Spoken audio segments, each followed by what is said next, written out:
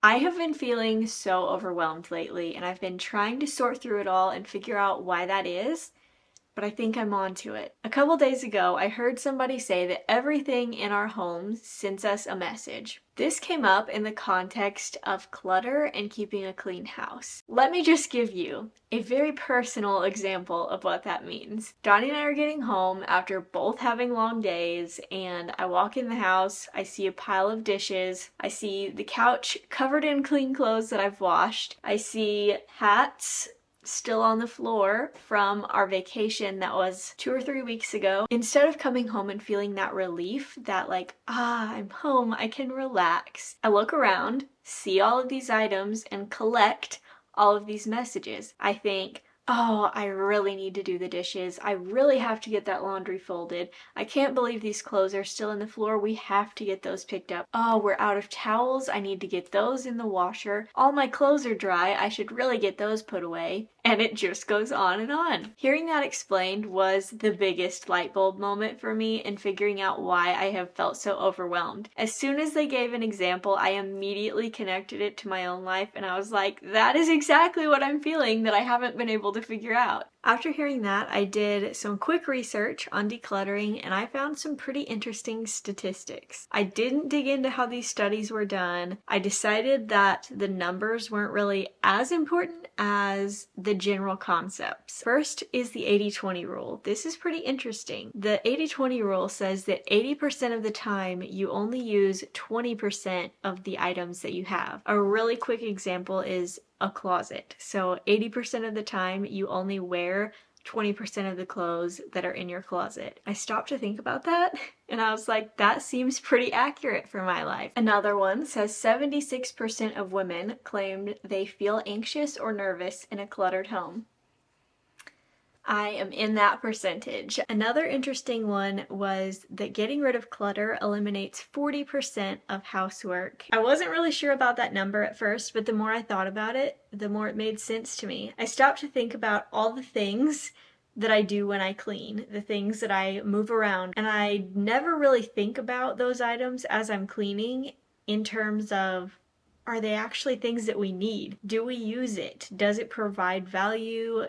Is it something that is worth keeping, or is it something that we could get rid of and not even miss? Another really fascinating topic that I have been seeing tons about over the past few months is called Swedish death cleaning. I don't know that I'm there just yet, but I think the whole concept is fascinating. There are so many videos that are dedicated to just this topic, so I'll link a few of those for you to watch, but in short, Swedish death cleaning is the idea that many people go through this phase where they very ruthlessly declutter their homes. They think about every individual item and the burden that it causes. They think about what happens to all of this stuff when I'm no longer here to maintain it, and thinking about the burden that it will be to your friends and family members who have to go through your stuff. So the concept of Swedish death cleaning is essentially decluttering that stuff yourself, making all of those decisions before it's a burden to somebody else. It's been a popular topic lately, and I think the new twist on it is really doing that at any age. So many people who are younger are adopting this mindset, and I think it's really cool. Nobody knows how long they have left to live, and if something were to happen, you know that your stuff's not going to be a burden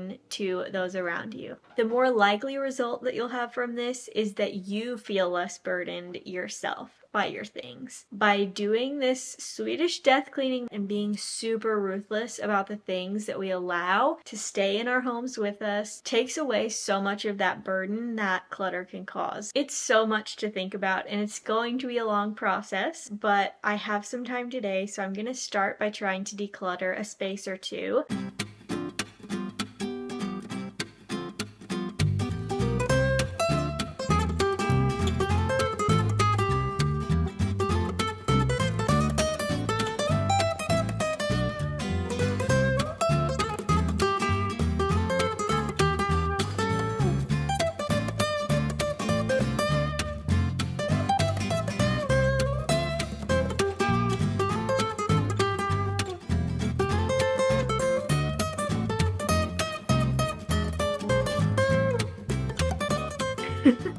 Our closet looks so empty.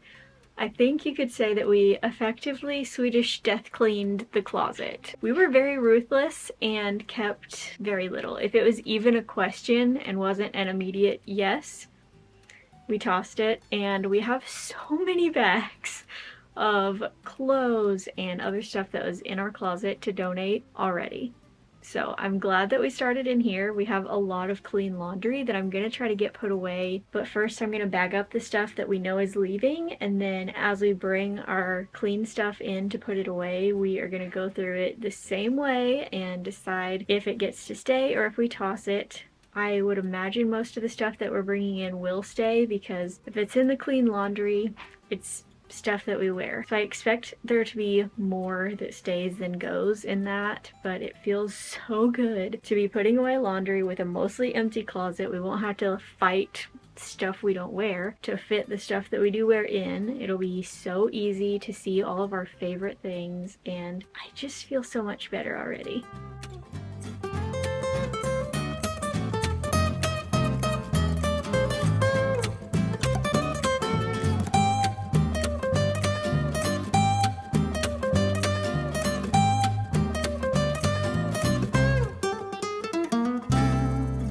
It's not a one and done thing. I can't just take one weekend, declutter the whole house, and be done with it. It also takes a lot to keep that maintained, because every item that comes into our house, we have to stop and think about the value it adds compared to the burden that it adds, because we have to maintain everything that we bring into our home. So does its value outweigh the burden that it also brings with it? So those are all the things that I've been thinking about. I am going to have a lot of work this year, probably, trying to adopt some of these concepts into our lives, and I am ready to just get started.